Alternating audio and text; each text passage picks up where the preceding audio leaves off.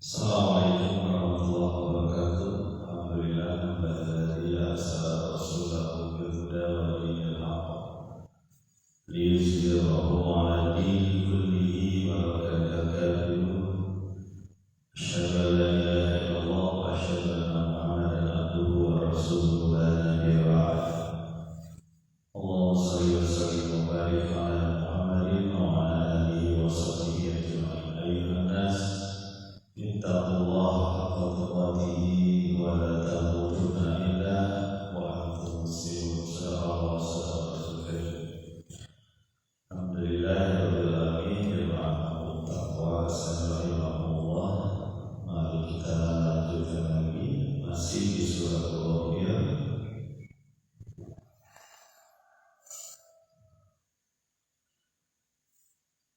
Kita sudah sampaikan bahwa salah satu petunjuk yang Allah berikan kepada manusia adalah petunjuknya Musa alaihissalam yang diwarisi Alkitab, juga merupakan peringatan bagi orang-orang yang berpikir. Maka salah satu perintah dari Allah yaitu menyuruh kita bersabar. Sesungguhnya janji Allah itu benar, dan kita diperintahkan juga untuk meminta ampun terhadap dosa-dosa kita, juga bertasbih memuji Allah Subhanahu wa taala di waktu pagi dan petang. Kita lanjut di ayat yang ke-56 surat Al-Ghafir. Bismillahirrahmanirrahim. Innal ladzina yujadiluna fi ayatillahi bighairi sultanin atahum in fi sudurihim illa kibrun ma hum bibalighi fasta'in billah innahu huwas sami'ul basir. Sesungguhnya orang-orang yang berdebat terhadap ayat-ayat Allah tanpa keterangan yang nyata yang datang kepada mereka, sesungguhnya di dalam hati mereka tidak lain adalah satu kebesaran yang mereka tidak sanggup mendapatkannya. Maka berlindunglah kepada Allah, sesungguhnya Allah Maha mendengar lagi Maha melihat. Nah, ini satu gambar dari Allah Subhanahu wa taala bagaimana orang-orang yang mendebat terhadap ayat Allah, yaitu orang-orang yang ingkar, orang-orang yang punya banyak alasan untuk menolak ayat-ayat Allah, baik orang tersebut begitu berat, artinya begitu hebat penolakannya, seperti Fir'aun, Abu Jahal, Abu Lahab, Utbah, Umayyah bin Khalaf, termasuk orang-orang yang berusaha menghancurkan para nabi, Nabi Yahya, Zakaria, Isa. Orang-orang yang mendebat ayat-ayat Allah atau menolak ayat-ayat Allah tanpa keterangan yang nyata kepada mereka, artinya tanpa ada penjelasan-penjelasan yang masuk akal, penjelasan-penjelasan yang masuk dalam arti keimanan.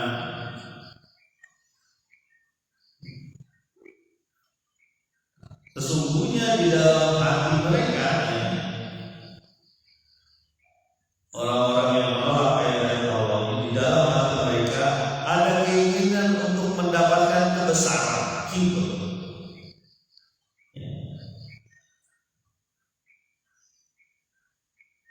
sesuatu hal yang besar yang mereka inginkan,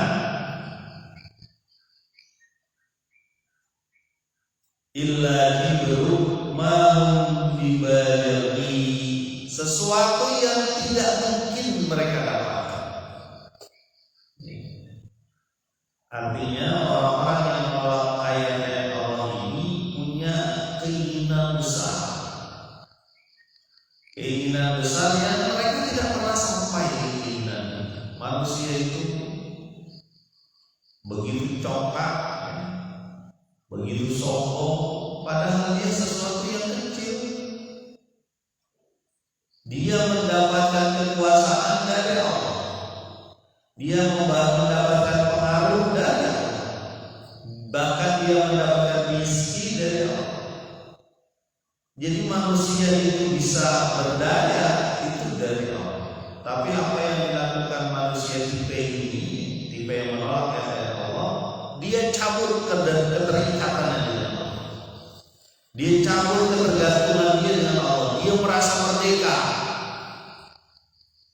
Ya. Merasa merdeka seperti ungkapan Paulus, saya dapat harta ini dari diriku sendiri. Ngapain saya harus beri sesuatu kepada orang miskin? Dia lupa bahwa seluruh sumber daya yang dia punya itu dari Allah. Ketika dia mencabut diri dari itu, maka hilanglah satu hal, yaitu rahmat dari Allah Subhanahu wa Ta'ala. Jadi orang yang mendebat ayat-ayat Allah ini adalah orang-orang yang tercabut. Seperti pohon singkong kalau dicabut, diambil dicuri orang, pohon singkong diambil dicuri orang, singkongnya diambil,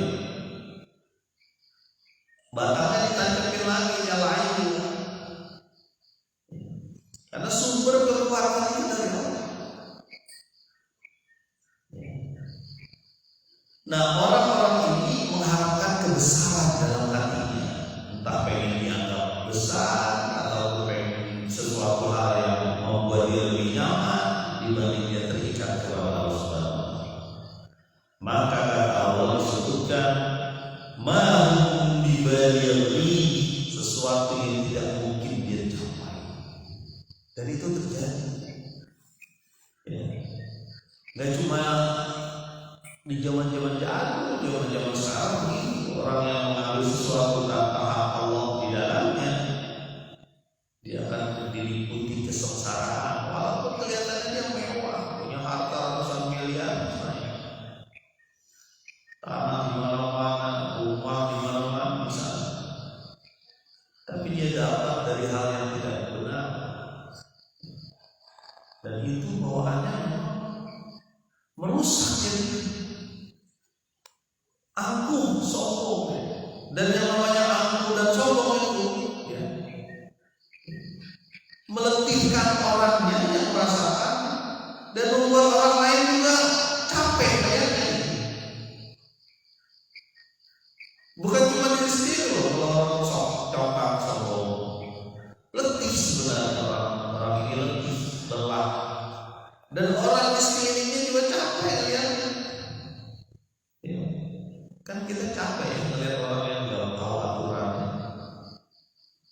apa barang orang ibadah misalnya, ya. Atau mulutnya tidak dijaga,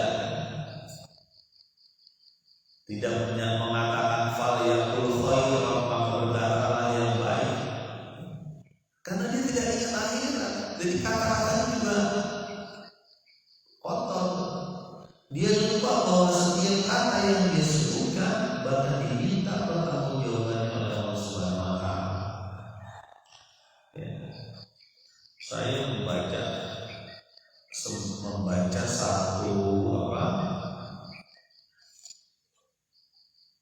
satu tulisan di medsos ya.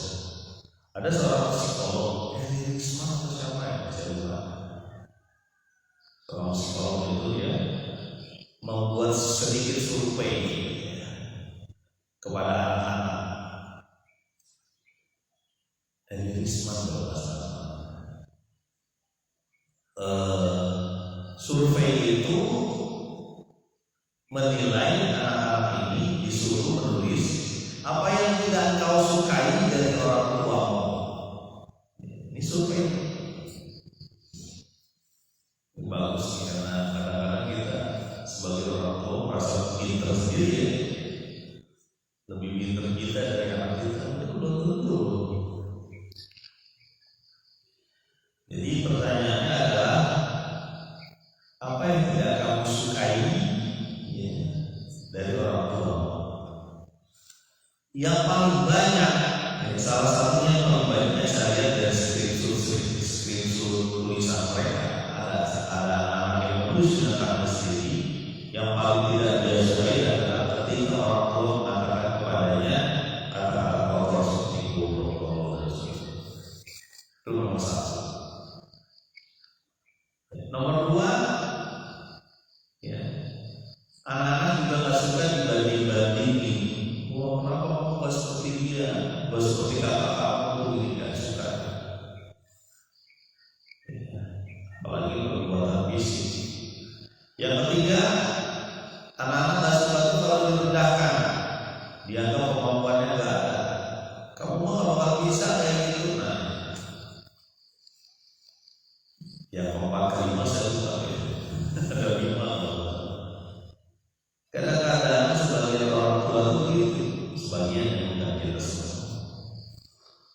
Pertama, lidahnya kotor sekali. Kalau kita nyebutnya sebagai mulut comberan, mulut got, mulut selokan, keluar kata-kata yang nggak benar, dan itu semua tidak disukai sama anak.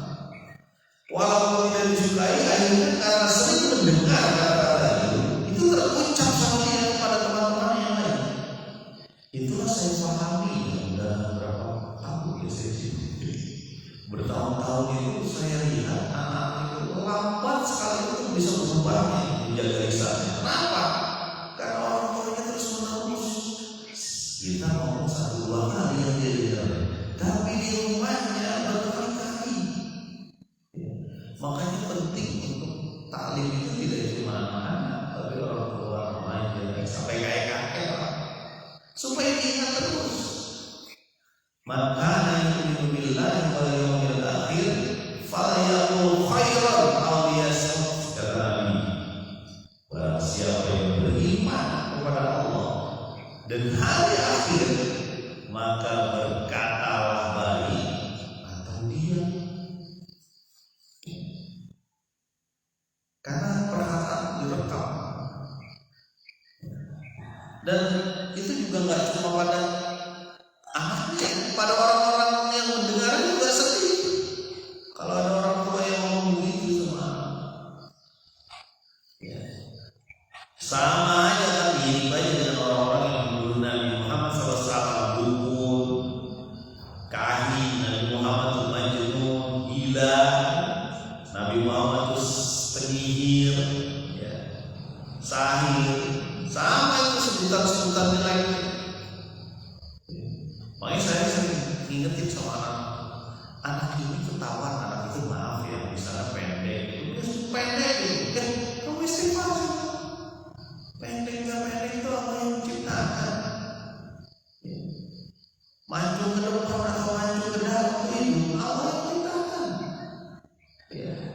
Ada tidak adanya rambut itu Allah yang menciptakan. Jangan itu dijadikan bahan cemoohan, popoyokan. Ya. Ya, kita lanjut lagi kajian. Ya, maaf Bapak, saya mau dan siapapun teman-teman yang mendengar atau melihat saya dimanapun Anda berada. Jadi kembali lagi, orang-orang yang mendapat ayat Allah ini, ya, tidak bisa sampai kepada kebesaran yang mereka mau. Nggak bisa sampai, dan itu banyak pernyataan. Fasta'inillah, maka minta perlindunganlah kepada Allah terhadap sifat-sifat ini. Ini perintah termasuk arahan dari Allah Subhanahu wa Ta'ala. Kita berlindung dari sifat-sifat ini. Sifat-sifat apa? Sifat-sifat yang congkak dan sombong, yang nggak mau tahu terhadap ayat-ayat Allah.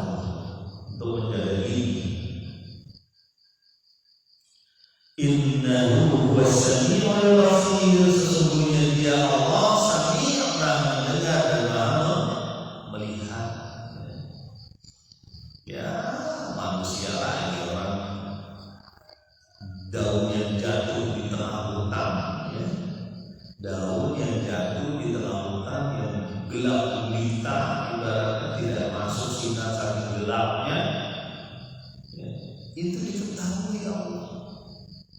Ya Allah, diketahui oleh Allah. Bahkan semut yang berjalan di malam hari di atas batu hitam, itu Allah tahu. Makanya Allah tadi ada dasar Allah Maha mendengar dan Maha melihat. Satu lagi, kita ingat bahwa Allah menyebutkan bahwa apabila kita berdoa kepada Allah, maka Allah akan mengabulkan. Istajib ud'uni astajib lakum, berdoalah kepadaku maka aku akan mengabulkan. Fastajibuli, maka kabulkanlah keinginanku kata Allah. Dan kita mungkin sadar ya, beberapa doa yang kita bulurkan kepada Allah itu menjadi kenyataan satu persatu. Ya. Ini gambaran pengabulan doa adalah gambaran bahwa Allah itu mendengar. Ya. Bahwa Allah mendengar jerit tangis kita, jerit keluh kesah kita. Kita lantunkan doa-doa kita. Ya. Kita sampaikan kepada yang Maha mengabulkan. Termasuk doa untuk menjaga hati kita, doa untuk membuat kita jadi tetap berjalan istiqomah. Ittaqullah tsumastaqim, bertakwalah engkau kepada Allah kata Nabi, lalu engkau istiqomah terus menerus di jalan Allah. Ibadahnya, kemudian arah kehidupannya, mencari rezekinya terus berada di jalan Allah. Kita berdoa kepada Allah, insya Allah akan dimudahkan. Ya. Ayat selanjutnya, ayat ke-57 surat Ghafir. La khalqus samawati wal ardi akbaru min khalqin nasi walakinna aktsarun nasi la ya'lamun. Maka kata Allah, sesungguhnya penciptaan langit dan bumi lebih besar, lebih hebat dibanding penciptaan manusia. Tetapi kebanyakan manusia tidak mengetahui. Nah, ini kita mencoba melihat bagaimana Allah menggambarkan bahwa manusia itu sangat kecil. Ya. Sangat kecil. Penciptaannya lebih mudah dibanding penciptaan langit dan bumi. Ya. Khalqan anis sama'u banaha. Ya. Bagaimana Allah menciptakan langit dan membangun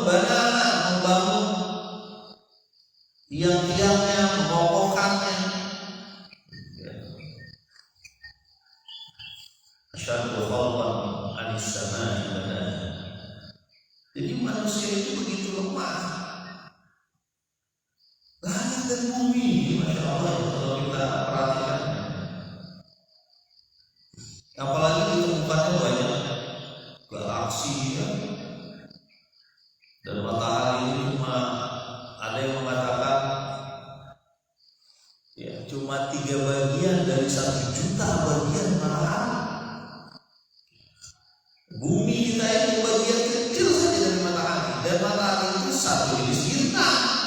Kalau kita melihat malam hari, bintang itu ada ribuan. Ya. Itu belum ditemukan lagi banyak galaksi lain. Satu galaksi itu ada ribuan. Bahkan ada yang menyatakan satu galaksi itu bisa berapa bintang. Dan matahari dan bumi kita itu bagian kecil aja dari planet-planet matahari. Ada yang lebih besar dari kita Jupiter. Jadi menciptakan manusia itu mudah benar bagi Allah. Jarak dari kita ke matahari berapa? Cahaya.